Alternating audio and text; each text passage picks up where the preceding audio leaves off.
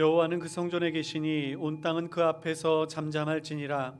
하나님은 영이시니 예배하는 자가 영과 진리로 예배할지니라. 아멘.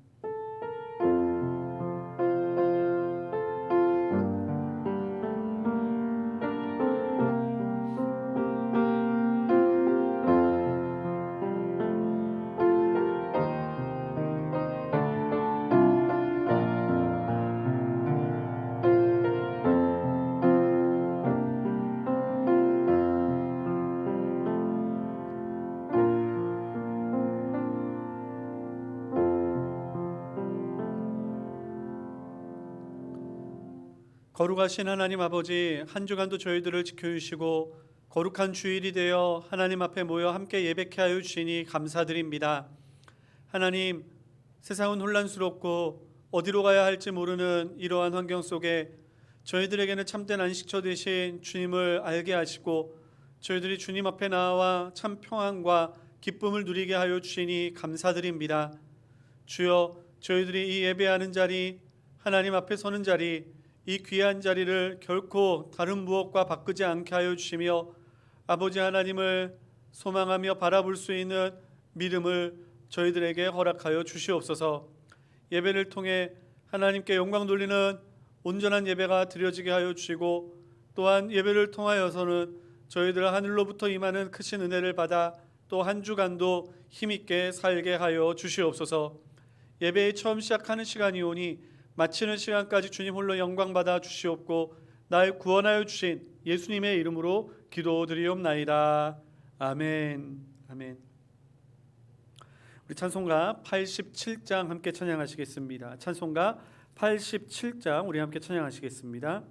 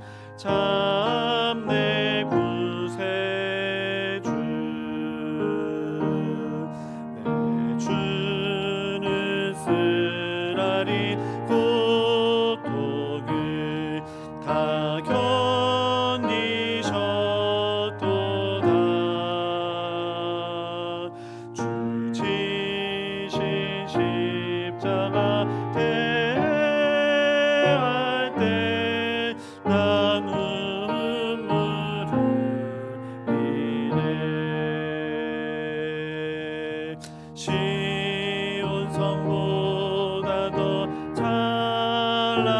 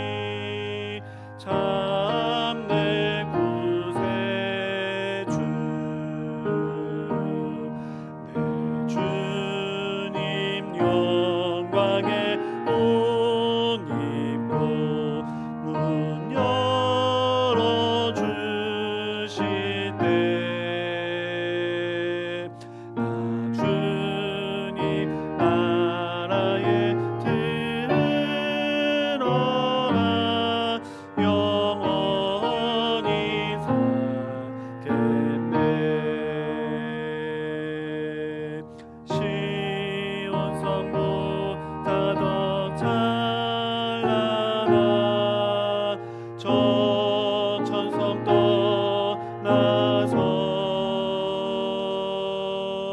이 세상 오신 예수님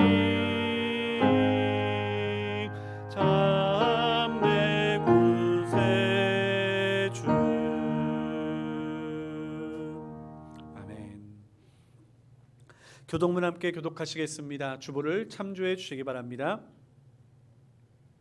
성문으로 나아가라, 나아가라. 백성이 올 길을 닦으라.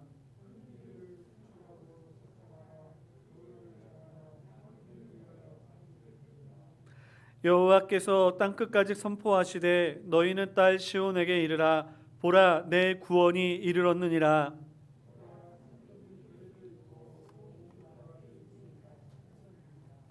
사람들이 너를 일컬어 거룩한 백성이라 여호와께서 구속하신 자라 하겠고,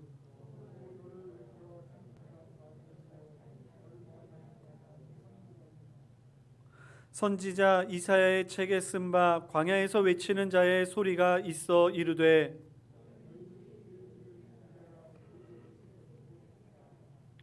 모든 골짜기가 메워지고 모든 산과 작은 산이 낮아지고 모든 육체가 하나님의 구원하심을 보리라 함과 같으니라. 아멘. 아멘. 다 같이 신앙 고백하시겠습니다.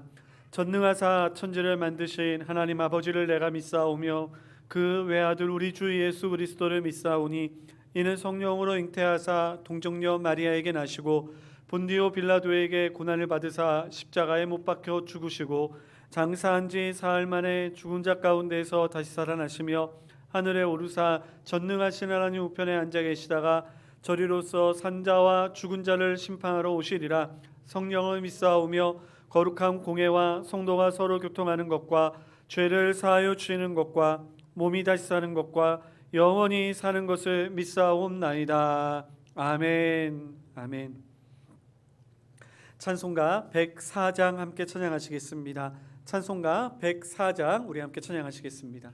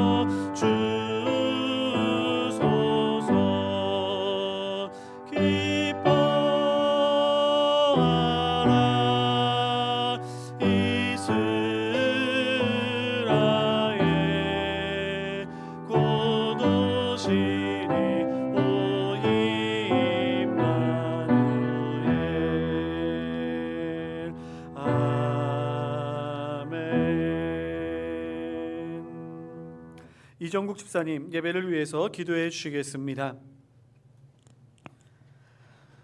오늘도 살아계셔서 역사를 주관하시고 우리를 주관하시는 능력의 하나님 감사드립니다.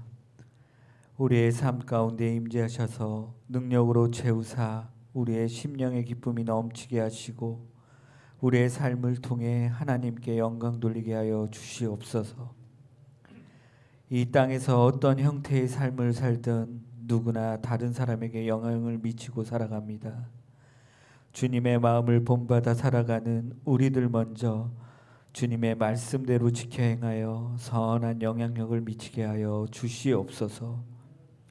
생명의 주권자이신 주님, 인류를 위협하는 코로나 바이러스로부터 지켜주시길 원하옵나이다. 또한 인간성을 상실하는 무서운 범죄들이 만연하는 이 땅의 현실을 지켜주시어 공의로우신 하나님의 심판을 두려워하게 하시고 무엇보다 무너져가는 하나님의 교회들이 회복되기를 간절히 바라옵나이다.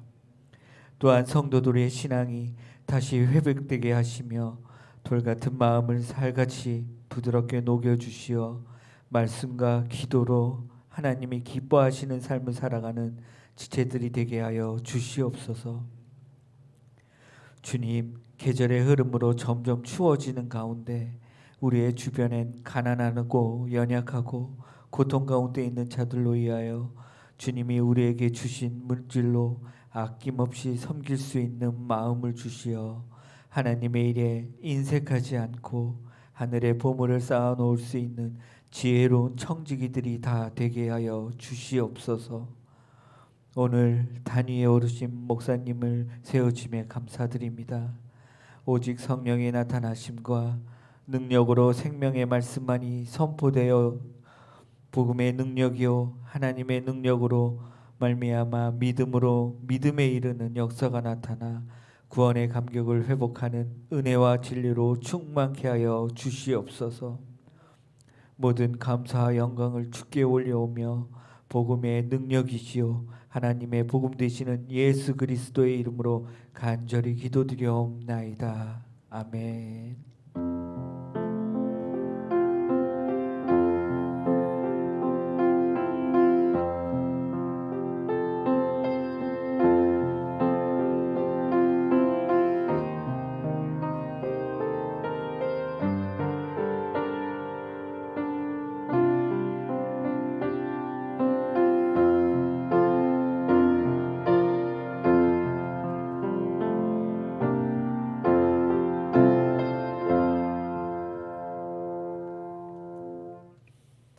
우리 하나님의 말씀 함께 보겠습니다. 하나님의 말씀은 베드로전서 1장 1절과 2절 말씀입니다.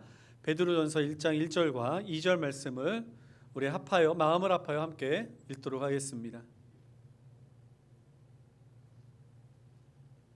신약성경 377면 신약성경 377면 베드로전서 1장 1절과 2절 말씀을 우리 한 마음으로 함께 읽겠습니다. 같이 읽겠습니다. 시작. 예수 그리스도의 사도 베드로는 본도, 갈라디아, 갑바도기아, 아시아와 비두니아에 흩어진 나그네 곧 하나님 아버지의 미리 아심을 따라 성령이 거룩하게 하심으로 순종함과 예수 그리스도의 피 뿌림을 얻기 위하여 택하심을 받은 자들에게 편지하노니 은혜와 평강이 너희에게 더욱 많을지어다. 아멘. 아멘. 오늘도 이렇게 거룩한 주일날 하나님 앞에 나와 예배를 드리는 우리 모든 성도님들에게 하나님의 은혜와 축복이 있기를 간절히 소망합니다. 또 아울러 이제 연말이 되어가며 우리가 성탄절을 맞이하게 되는데요, 우리가 또한 주님 오심의 기쁨을 저희들이 또한 누리고 또한 많은 사람들에게 증거할 수 있기를 소망합니다. 우리 성탄 감사 예배는 예년 같은 경우에는 11시에 한 번만 드렸었는데요, 올해는 우리가 인원의 제한이 있기 때문에 우리가 9시, 11시 이렇게 두 번 같이 드리도록 하겠습니다. 여러분 이때에도 동일하게 온라인으로 송출이 되고요, 그리고 예배 현장에는 20명만 참여할 수 있습니다. 단 혹시나 우리가 이 주중에 3단계로 격상하게 되면 우리 예배를 위한 준비위원 외에는 아무도 참석하시지 못합니다. 그렇기 때문에 혹시나 3단계가 되었을 때에는 우리 성도님들 우리 예배당으로 발걸음을 옮기셔도 예배에 참여하실 수 없습니다. 기억하시고 우리가 영상으로 꼭 같이 참여해 주시기를 바랍니다. 영상으로 할 때에도 9시, 11시 두 번 드리도록 하겠습니다. 우리 약속한 시간은 우리가 지키도록 하겠습니다. 또 아울러 우리 신년 감사 예배는 우리가 11시 50분에 있습니다. 이때에도 2.5단계의 한 개의 전제로 저희들이 동일하게 예배를 드리게 됩니다. 기억하여 주시기를 바랍니다. 아울러 우리 드려진 우리 귀한 헌금 성탄 감사 헌금 봉투가 배부되었습니다. 우리 기도로 준비해 주시고 또한 내년도에는 우리가 하나님 앞에서 더 소망하고 기도하는 바 기도의 제목들도 또한 적어 주시면 감사하겠습니다. 다른 광고는 주보를 참조해 주시기를 바랍니다. 우리 잠시 기도하겠습니다. 은혜가 풍성하신 하나님 아버지, 주님 앞에 나와 예배를 드리게 하시며 저희들이 주의 은혜로 인하여 기쁨으로 성령 충만함으로 주께 찬양과 영광 돌리게 하여 주시니 감사드립니다. 이제 말씀을 듣기 위하여 마음의 문을 활짝 엽니다. 주여, 저희의 빈 마음에 말씀으로 채우시고 은혜로 채우시사 저희들이 또 한 주간도 새 힘 얻어 살아갈 수 있도록 인도하여 주시옵소서. 살아있는 주의 말씀으로 아버지 하나님, 우리의 성도들에게 살 소망과 미래에 대한 꿈이 생기게 하여 주시고, 또한 하나님, 진정으로 우리의 귀한 성도들이 말씀을 통하여 세상을 변화시키게 하여 주시옵소서. 부족한 종에게도 함께하여 주시사 진리의 말씀을 잘 증거하게 하여 주시고, 하나님의 말씀이 아버지 하나님 저희 가운데 오직 참 능력이 되게 하여 주시옵소서. 귀한 예물을 드립니다. 드린 손길 위에 주께서 함께하여 주시고, 하나님의 은혜로 아버지 하나님 항상 더 많은 것을 맡기셔도 결코 교만하거나 죄악된 길로 빠지지 아니하며 주님 주신 삶으로 하나님을 섬기고 이웃을 사랑하고 그 가정이 풍요로움 가운데 은혜를 누리게 하여 주시옵소서. 함께하여 주심을 믿습니다. 모든 찬양과 영광을 돌리오며 날 구원하여 주신 예수님의 이름으로 기도드리옵나이다. 아멘. 아멘.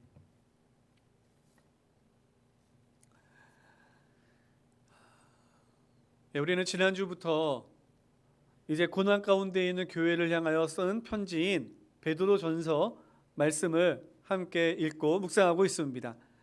특별히 고난 중에서 이제 베드로가 편지를 쓰면서 처음 인사말을 한 그런 부분을 함께 읽었는데요. 지난주에는 이 베드로가 교회를 생각하면서 이제 너희는 하나님의 흩어진 나그네다라고 호칭하는 것을 저희들이 살펴보았습니다. 흩어졌다라고 하는 것은 이제 이러한 환난과 어려움으로 인하여 교회는 모이지 못하고 때로는 흩어짐을 당하고 뿔뿔이 흩어져서 많은 그 자신의 신앙을 지키기 위하여 그렇게 교회는 역사적으로 흩어짐을 당하여 왔다라는 사실에 대해 살펴보았죠. 그러나 그러한 흩어짐은 단순히 핍박으로 인한 그러한 어두움의 역사가 아니라 또한 그 흩어짐이 오히려 교회를 부흥시키고 하나님의 역사를 나타내 보이고 하나님이 진짜 살아계심을 흩어진 성도들을 통하여 나타내 보여주셨다라는 것에 대해서 말씀을 드렸습니다.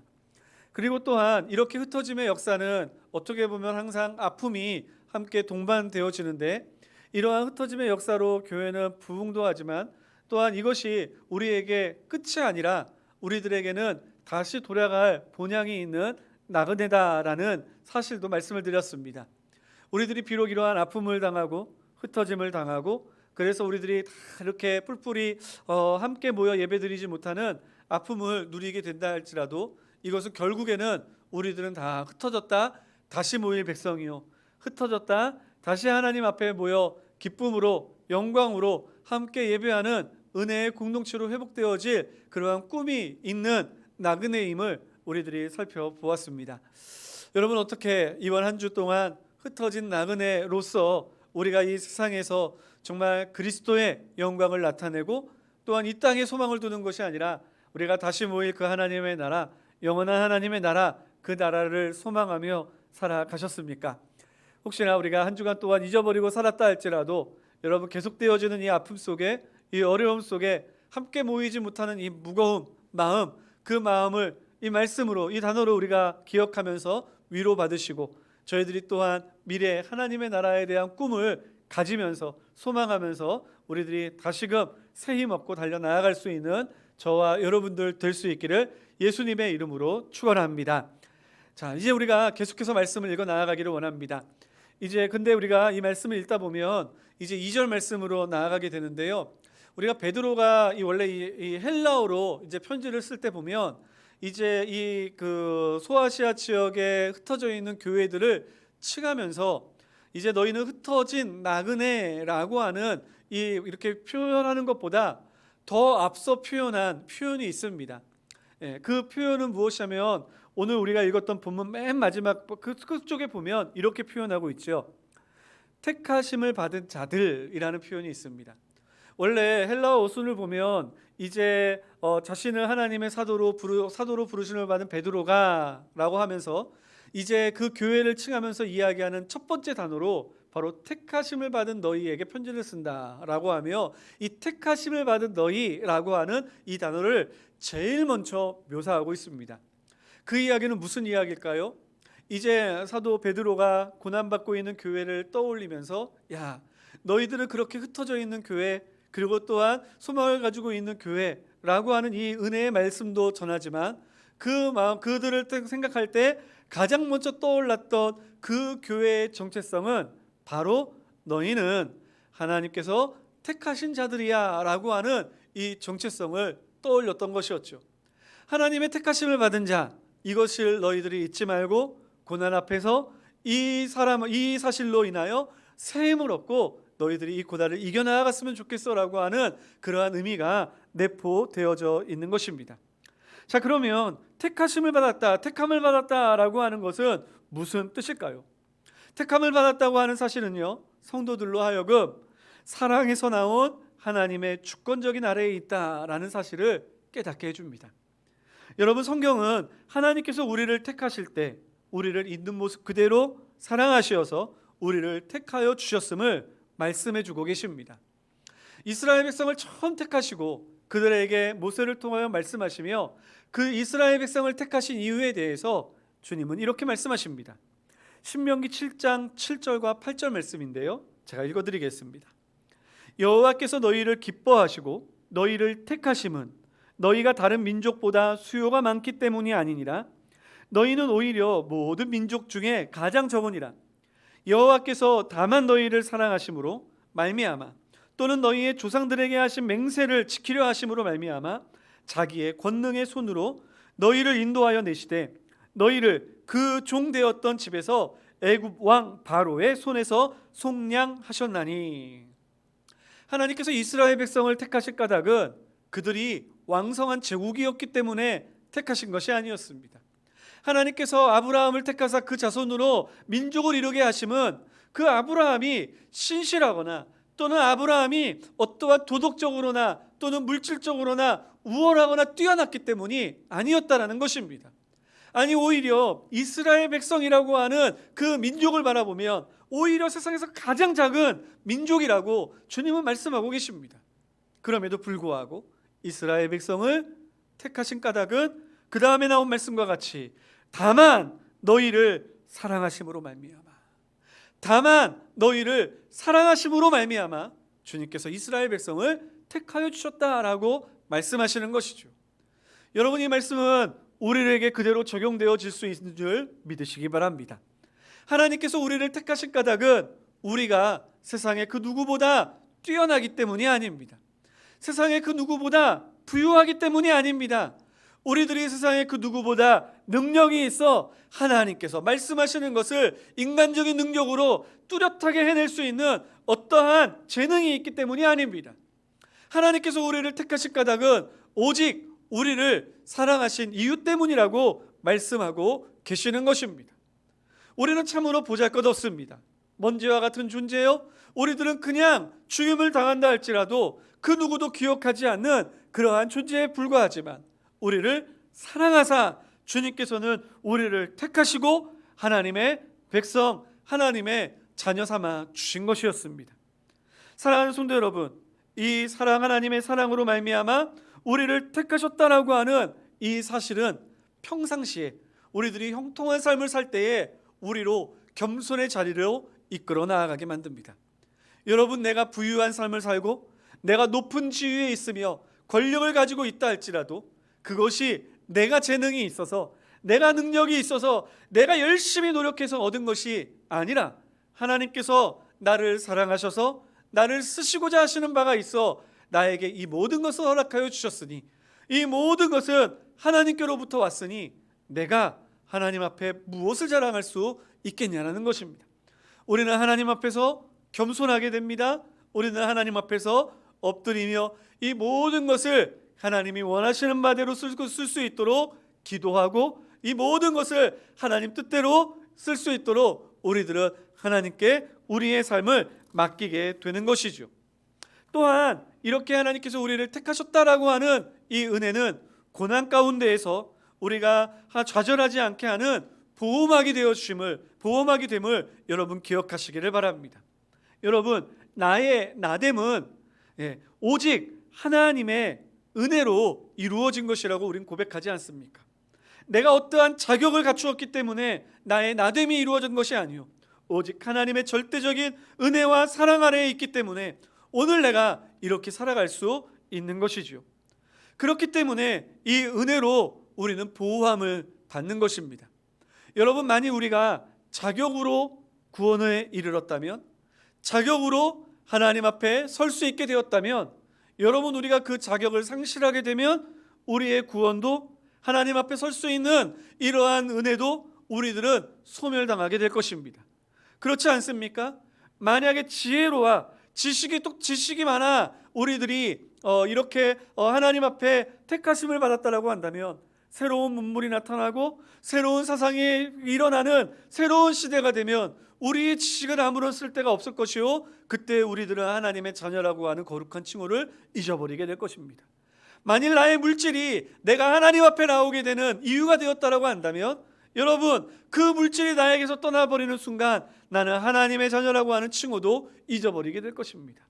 내가 힘이 있고 능력이 있어 재능이 있어 내가 하나님 쓰시기에 합당하기에 주의 백성으로 부르심을 받은 거라면 여러분, 내가 나이 들어 나의 육신이 쇠하여지고 나에게 재능이 다 사라져버리는 그날, 새로운 기술이 나타나 나에게 도저히 내가 쓸모없어지는 그날 나는 하나님의 자녀라는 칭호를 듣지 못하게 될 것입니다. 하지만 하나님께서는 이러한 것으로 나를 택하신 것이 아니라 오직 나를 사랑하심으로 나를 존귀히 여기심으로 하나님은 나를 택하셨기에 어떠한 사단의 유혹이나 고난이나 핍박이나 상황이 바뀐다 할지라도 우리들은 절대로 하나님의 은혜 아래서 떨어지지 아니함을 믿으시기를 간절히 소망합니다. 우리들은 주님의 은혜 아래 붙잡힘을 받고 있는 것입니다. 사단이 우리를 넘어뜨리려고 우리의 모든 연약함을 들추어내고 죄악됨을 들추어내며 우리들을 하나님 앞에서 탄핵하고 정죄한다 할지라도 우리들은 절대로 하나님의 은혜에서 벗어나지 않을 것입니다. 하나님은 우리를 사랑하사 주권적으로 우리를 택하여 주셨기 때문인 것입니다. 사랑하는 성도 여러분, 이러한 사실을 우리들이 기억한다면 우리들은 오늘날과 같은 이러한 혼란한 상황 속에서, 오늘날과 같이 두려운 상황 속에서 우리들은 믿음을 지킬 수 있을 것입니다. 우리는 힘을 낼 수 있을 것입니다. 질병이 내 가까이 온다 할지라도 하나님께서 나를 붙잡아 주시니 나는 하나님께 속한 자이니 이 세상에 속한 질병이 나를 해하지 못할 것이라고 하는 담대함이 우리들에게 있을 것입니다. 내 육신을 병들게 할지 모르지만 결국 사라져버릴 육신이 나의 인생의 전부가 아닌 것을 알기에 우리들은 영원한 나라를 꿈꾸며 하나님의 보호하심을 꿈꾸며 우리가 이 코로나19 사태에 함몰되는 것이 아니라 오히려 이것을 물리치고 이기고 새로운 시대, 새로운 소망, 하나님이 영원히 예비하신 하나님의 나라를 바라보며 달려나가는 저와 여러분들이 될 줄 믿습니다. 사랑하는 성도 여러분, 우리 하나님께서 우리를 택하여 주셨습니다. 이 힘든 때 하나님 나를 택하여 주셨다는 이 사실을 꼭 기억하심으로 어려운 때 우리들이 믿음으로 승리해 나아가는 저와 여러분들 될 수 있기를 예수님의 이름으로 축원합니다. 자, 그런데 이제 사도 바울은 이렇게 우리를 향하여 너희는 택하였다라고 이야기를 하면서 이 택함에 대한 이유 또는 택함의 모습 그리고 또한 택함의 목적에 대해서 이제 삼위일체 하나님과 연관하여 이야기를 해주고 있습니다. 2절 말씀에 보면 나오죠. 첫 번째 말씀에 보면 이렇게 기록하고 있습니다. 곧 하나님 아버지의 미리 하심을 따라, 곧 하나님 아버지의 미리 하심을 따라 우리가 택함을 받았다라는 것입니다. 여러분, 이제 미리 하셨다, 하나님께서 우리를 미리 아셔서 우리를 택하셨다라고 하는 이 말은요, 좀 이 말을 이렇게 잘못 생각을 하거나 접근 방법이 달라지게 되면 이게 좀 우리의 신앙을 좀 연약하게 만드는 그러한 모습이 돼요. 왜냐하면 이게 하나님의 성품에 비추어 본다면 전능하신 하나님, 전지하신 하나님, 시간과 공간을 초월하신 하나님이라고 하는 이 성품에 맞추어 보면 틀린 말이 하나도 없는데, 이 말을 이제 유한한 인간의 지식으로, 유한한 시간과 공간의 제약 속에서 우리의 삶 가운데 적용을 하려고 하다 보면 뭔가 좀 이게 완전하게 맞아떨어지지가 않는 모습을 보여주거든요. 하나님께서 미리 아셨다라고 하는 것이 도대체 뭘 이야기하는 걸까? 하나님께서 내가 어떤 한다는 것까지 가시는 걸까? 내가 지금 숨쉬고 있는 이 순간 다음에 어떤 말을 할지까지 또 아시는 걸까? 내가 10년 뒤, 20년 뒤, 30년 뒤에 어떤 모습을 가지고 있는지에 대해서 정말 모든 것을 다 알고 계시는 걸까? 이러한 생각을 하다 보면 우리들이 좀 이렇게 그거는 아닌 것 같은데, 뭔가 좀 안 맞는 것 같은데 라는 생각이 들죠. 이거는 신앙이 연약하신 분들뿐만이 아니라 신학자들 사이에서도 여러 가지 논란이 있는 그러한 부분들입니다. 그런데 여러분, 이것은 제가 아까 전 처음에도 말씀을 드렸듯이 하나님 무한하시고 그리고 또한 시간과 공간을 초월하신 하나님의 그러한 성품을 유한한 지식과 유한한 시간과 공간 안에서 우리들이 완벽하게 적용을 하려 하니 우리들이 이해할 수 없는 것입니다. 예를 들면 우리와 같은 지식을 갖지 못한 동물이나 곤충들이 어찌 우리가 계획하고 우리가 말하고 있는 모든 것들을 이해할 수 있겠습니까? 마찬가지라는 것이죠. 유한한 인간은 영원한 하나님의 뜻을, 말씀을 100% 이해할 수는 없습니다. 그런데 중요한 것이 있습니다. 하나님께서 왜 이 말씀을 우리에게 남겨주셨을까요? 그것은 은혜로 받으라라고 말씀하시기 때문에 남겨주신 것 아닙니까?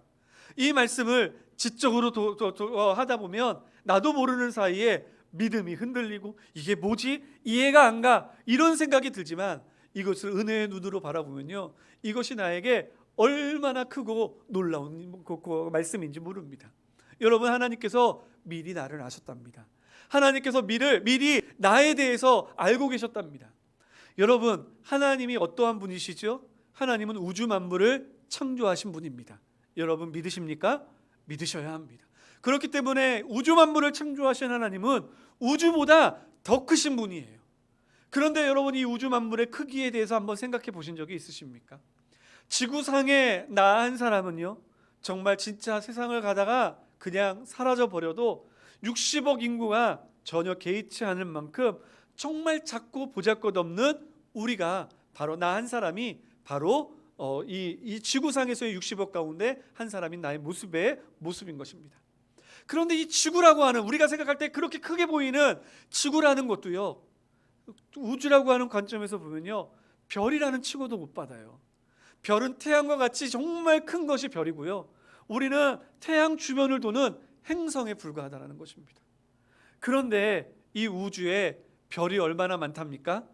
우리 우주 가운데, 우리 태양계가 있는 이 우주 가운데 이 태양과 같은 별이 수십, 수백, 수천억 개가 된다고 얘기하지 않습니까?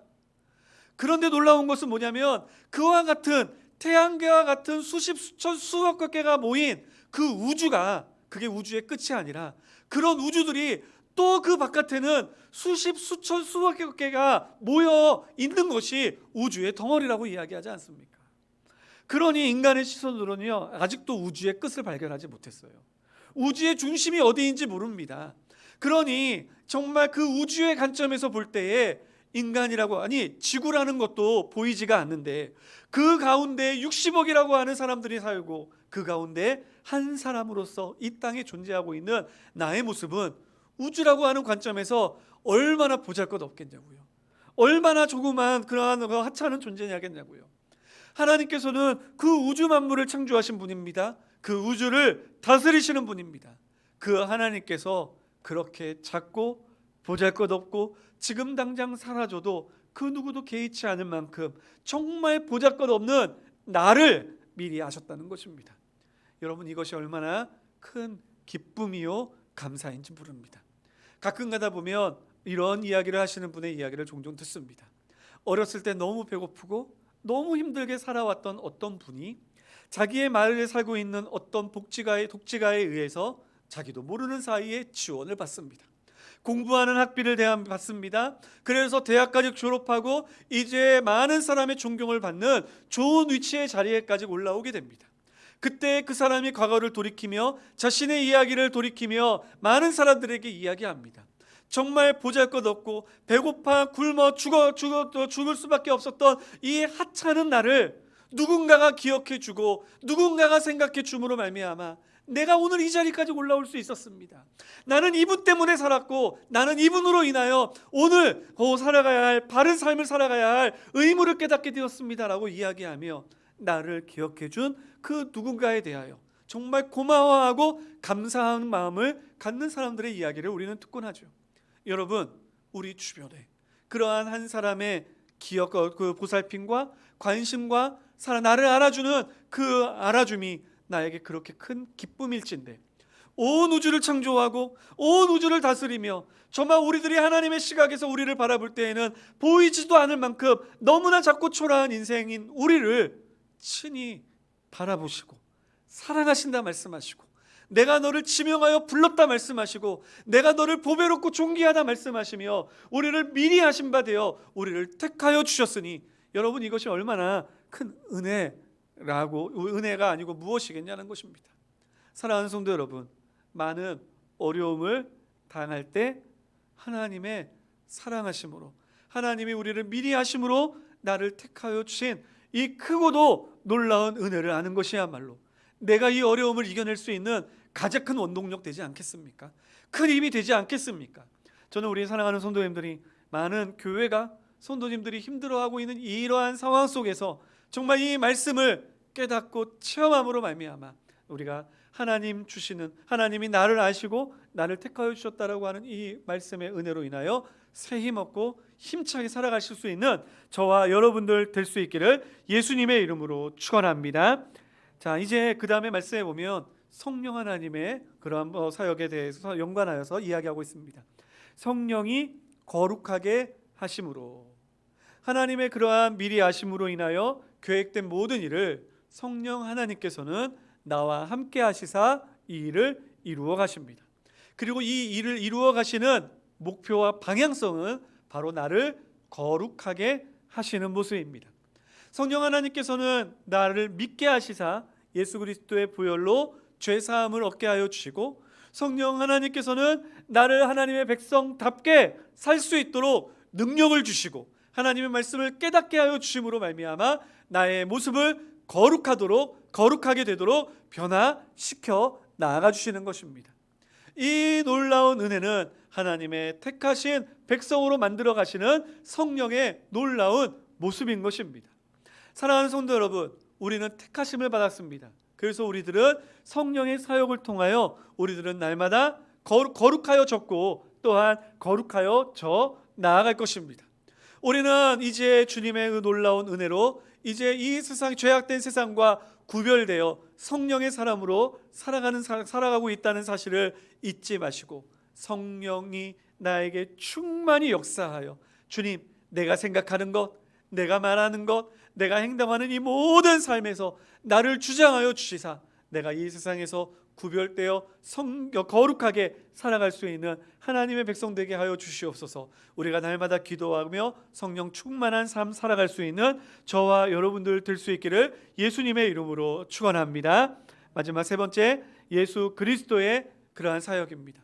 여러분, 이 말씀에 보면 이렇게 기록하고 있죠. 순종함과 예수 그리스도의 피 뿌림을 얻기 위하여라고 말입니다.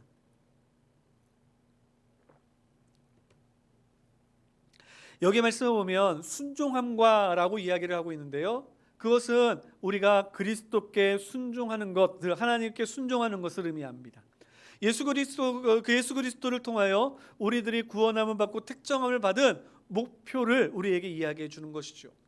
여러분, 주님께서 우리를 이렇게 택하신 목적은 바로 우리로 주의 말씀에 순종하게 하시기 위함인 것입니다. 이 어려운 세상, 이 어두운 세상 속에 밝은 빛으로 세우시고 이 세상을 변화시키는 하나님의 사람으로 만들어 가시기 위하여 주님께서는 우리를 택하여 주셨고 우리를 거룩하게 하여 주신 것입니다. 그러기에 우리들의 사명은 나아가 주의 말씀대로 살아가는 것입니다. 주의 뜻대로 행하며 사는 것입니다. 내가 사는 그곳에서 하나님의 영광을 나타내는 것입니다. 여러분이 하나님의 영광을 위하여 우리의 삶에 최선의 노력을 다해 우리의 삶 속에서 세상 사람들도 인정할 만한 아름다운 열매들을, 아름다운 결과들을 온전히 만들어낼 수 있는 저와 여러분들 될 수 있기를 예수님의 이름으로 축원합니다. 저는 세상의 사람들이 이 말씀, 하나님의 말씀을 순종하는 것과 그렇지 않는 것의 차이에 대해서 생각하면서 세상의 사람들과 같은 것을 추구하되 우리가 같은 열매를 맺지 않는 삶에 대해서 한번 생각해 보았습니다. 여러분, 세상 사람들은 자신의 유익을 추구하기 위해서 이제 물질도 구하고 그리고 또한 높은 지위와 명예도 구하며 세상이 말하는 성공된 삶을 추구하며 나아갑니다. 그런데 그리스도인들도 특별히 다르지 않아요. 저희들도 세상에 나아가서 물질을 추구합니다. 그리고 또한 세상에 나아가서 때로는 우리들이 꿈꾸고 있는 바에 따라 높은 열매를 맺기를 원합니다. 하지만 세상의 사람들은 그 높은 자리에 올라가는 것, 물질을 얻는 것이 그의 인생의 목표의 끝이지만 저희들은 거기에서 한 걸음 더 나아갑니다. 그것은 무엇이냐면 내가 그 자리에서 하나님의 영광을 어떻게 돌릴 것인가, 내가 그곳에서 하나님께서 주신 이 은혜 그리고 이 축복을 어떻게 사용할 것인가 라고 생각하는 자리에까지 나아간다는 것이죠. 그렇기 때문에 사역도 우리들은 똑같은 것을 위하여 애쓰지만 그곳에서 나타나는 삶의 열매는 다르게 되는 것입니다. 제가 지난주 중에 이제 말씀을 준비하면서 이런저런 여러 가지의 모습에 대해서 생각하다가 몽골에서 사역하시는 어떤 선교사님 부부에 대해서 이제 살펴보았습니다. 이 선교사님 부부는요, 의사 부부예요. 그리고 그곳에서 이제 가난해서 의술을 받지 못하는, 치료받지 못하는 분들을 찾아가면서 이제 이렇게 해주시는 분들입니다. 그러면서 그분들이 그 일을 하기 위해서 얼마나 노력을 하는지 이제 일반 KBS에서 그거를 촬영해서 방영하는 것을 제가 본 적이 있었는데요.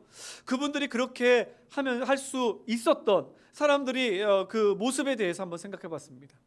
그 영상 밑에는 제가 그거 못에는 사람들이 저분들이야말로 참된 의사다, 저분들이야말로 참된 모습이다 이렇게 이야기를 했거든요. 그런데 저는 그 말씀을 읽고 그분들이 세운 그 병원에 가서 이제 이렇게 쭉 살펴봤습니다.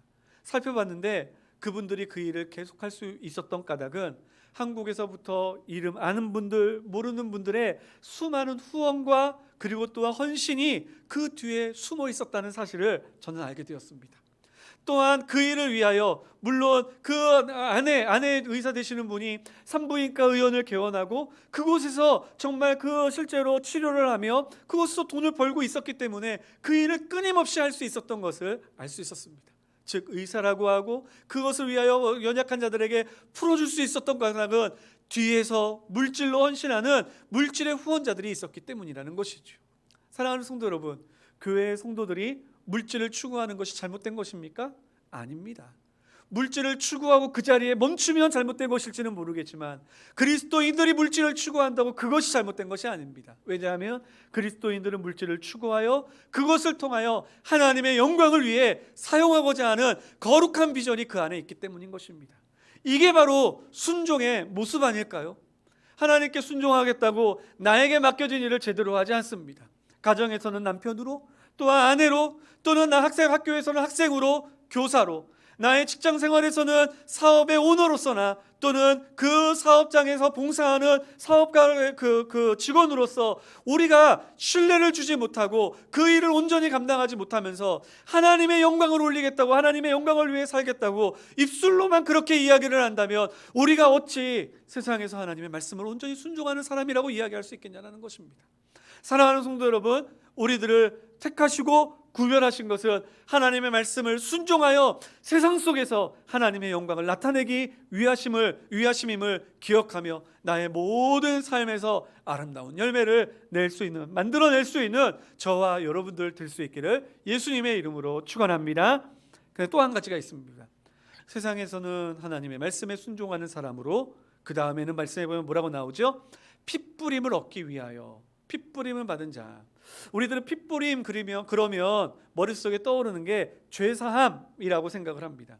맞습니다. 그런데요, 신약의 그러한 말씀을 보면요, 이게 죄사함에서 머무는 것이 아니라 더 나아가 하나님 앞으로 나아가는 그러한 자격 얻음을 이야기하고 있습니다. 우리 앞장 몇 장을 옮기면 히브리서가 나오는데요, 우리 히브리서 10장 22절 말씀을 함께 보겠습니다. 신약성경 363면 히브리서 10장 22절 말씀 우리 같이 한번 읽겠습니다. 시작. 우리가 마음의 뿌림을 받아 악한 양심으로부터 벗어나고 몸은 맑은 물로 씻음을 받았으니 참 마음과 온전한 믿음으로 하나님께 나아가자.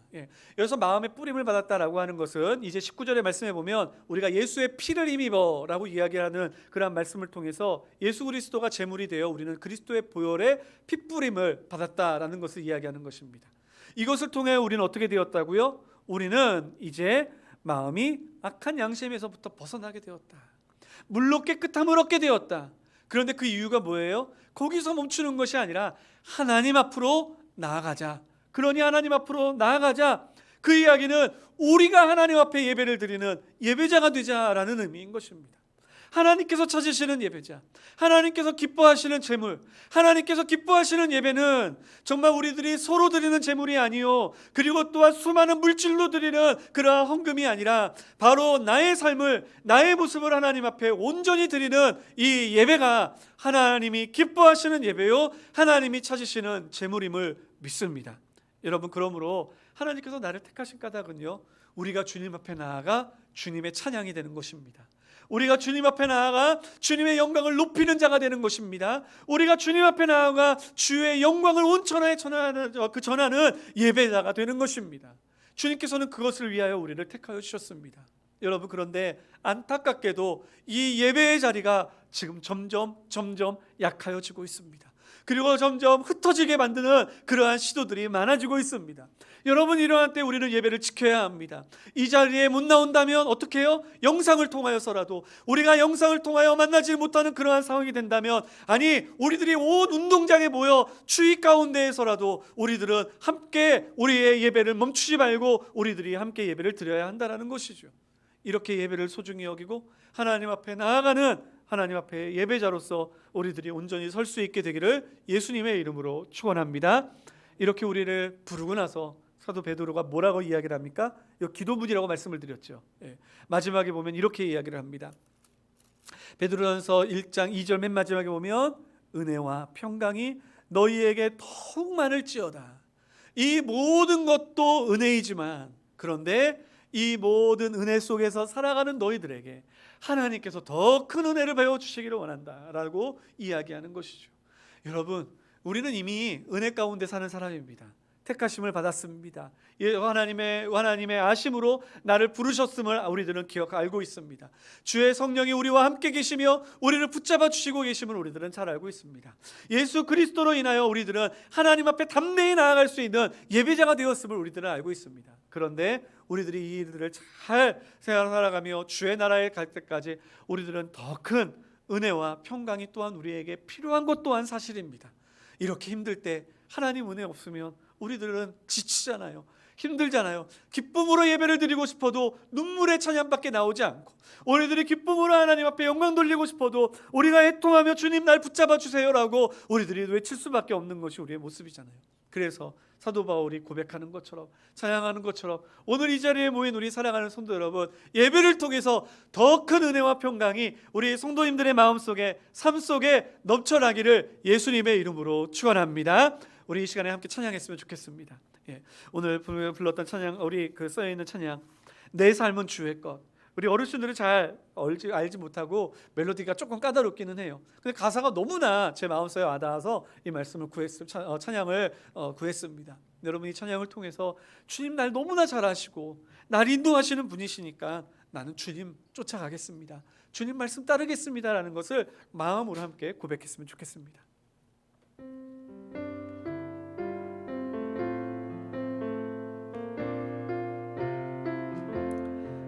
주님 내 길을 잘 아시고, 주님 내 길을 잘 아시고 내 걸음 아시네. 어둠에서 빛을 내시는 그분을 믿네. 무엇으로 주를 섬길지 어디로 가야 할지 헤매이는 나를 아시고 길을 여시네. 주님 내 길을 잘 아시고, 주님 내 길을 잘 아시고 내 걸음 아시네. 어둠에서 빛을 내시는 그분을 믿네. 무엇으로 주를 섬길지 어디로 가야 할지 나를 아시고 길을 여시네. 내 삶은 주의 것, 내 삶은 주의 것, 내 삶은 주의 것.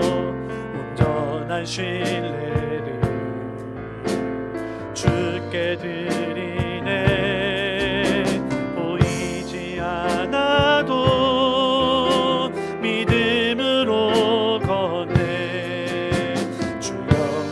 바라보며 주만 따르네. 내 삶은 주의 것, 내 삶은 주의 것, 내 삶은 주의 것. 온전한 신뢰 주께 드리네. 보이지 않아도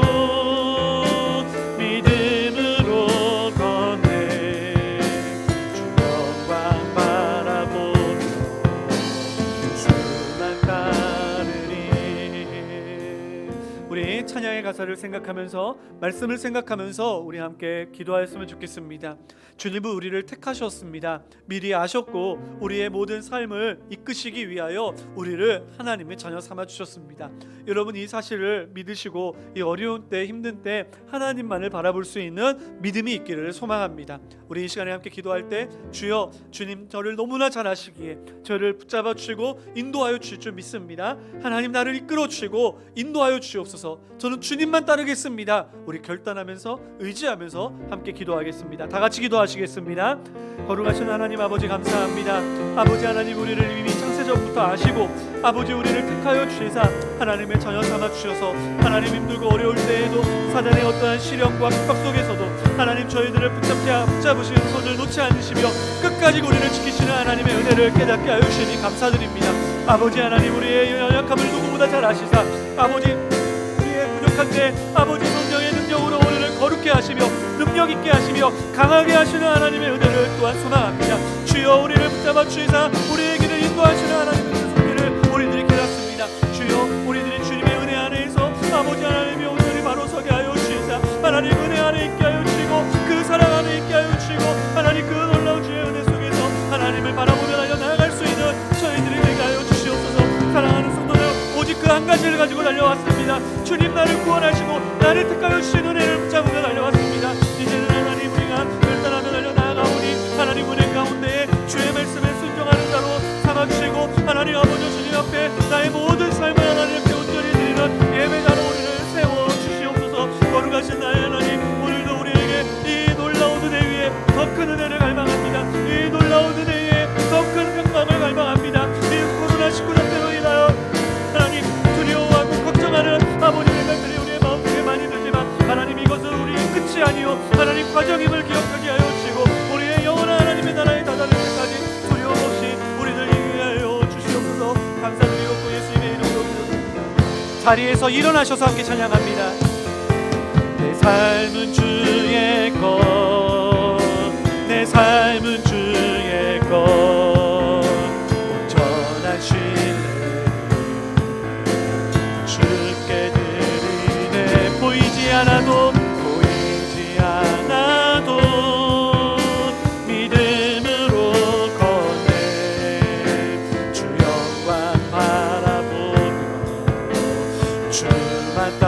다시 한번 찬양할까요? 내 삶은 주의 것, 내 삶은 주의 것, 내 삶은 주의 것. 온전한 신뢰 주께 드립니다. 주께 드리네. 보이지 않아도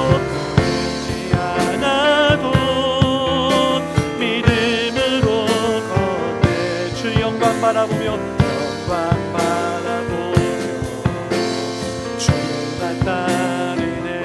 주 영광 바라보며 주 영광 바라보며 주만 따르네. 거룩하신 하나님 아버지, 때로는 연약하여 우리의 믿음이 흔들리고 세상을 향하여 마음이 빼앗길 때도 있지만, 그러한 가운데에서도 우리를 절대로 포기하시지 아니하시는 하나님의 사랑으로 우리를 붙잡아 주시니 감사드립니다. 아버지 하나님, 우리 그 사랑에서 결코 떠나지 아니하며 주님을 신뢰하며 주님만을 바라보며 달려가오니, 주여 영원히 변치 않으시는 하나님의 은혜와 사랑으로 저희들을 거룩해 하시고 또한 하나님의 말씀을 순종케 하시며 또 하나님 앞에 온전한 예배를 드리는 삶의 예배자로 우리를 만들어 가 주시옵소서. 그리하여 저희를 통해 하나님 역사하시는 그 역사를 온 천하에 아름답게 빛내게 하여 주시옵소서. 하나님께서 오늘날도 우리에게 이 혼란스러운 시대 가운데 바른 길을 지시하게 알게 하여 주시고 그 길로 인도하시니 모든 찬양과 영광을 돌리오며, 이제는 우리 주 예수 그리스도의 한량없으신 은혜와 하나님 아버지의 그 크신 사랑과 성령 하나님의 교통하심이 오늘도 말씀을 들으며 신뢰의 믿음을 회복하며 이제 삶의 자리로 나아가는 모든 성도들 머리머리 위에 지금으로부터 영원토록 함께 있을지어다. 아멘.